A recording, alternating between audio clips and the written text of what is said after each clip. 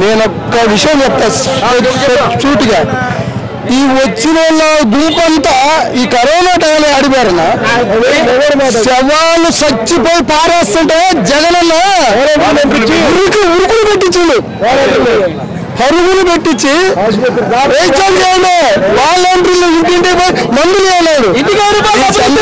ఈ చంద్రబాబు, ఈ పవన్ కళ్యాణ్, ఇంకొకళ్ళు ఇళ్లలో ఏసీ రూమ్ లో పండుకోవడం కాదు, ఎలక్షన్ రాగానే ఓట్లయ్యి అయ్యా నేను 400కి ఇస్తా, 300 ఇస్తా, 1000 రూపాయలు ఇస్తాను ఇవాళ చెప్పేవాళ్ళు. కానీ జగన్ అనేవాడు ఒక్కడే ఒంటరిగా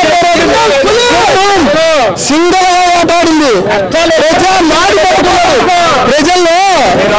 ప్రజల్లో నరవాడులో పట్టుకున్నాడు. నరం అంటే తెలుసా? ప్రజా నరం.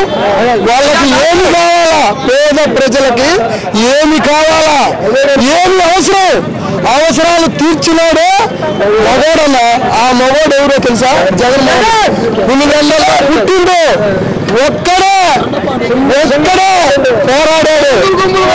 16 నెలలు జైల్లో చేసినా కానీ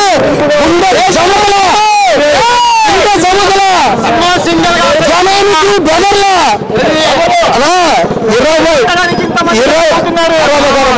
29 రాష్ట్రాల్లో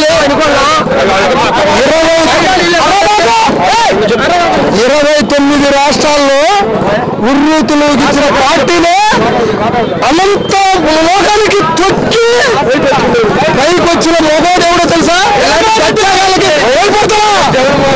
జగన్మోహన్ రెడ్డి వెనక ప్రజా బలం ఉంది, ప్రజాశక్తి ఉంది. ఆ ప్రజాశక్తి ఉందని చెప్పు.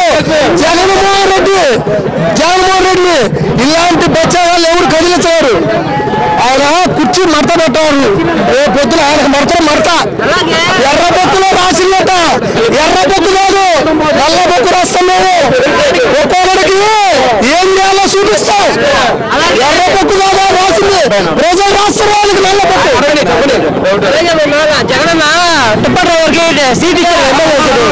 పేదలంటే అంత సులభమన్నా, పేద ప్రజలంటే చంద్రబాబుకి ఎప్పుడు ఈర్ష.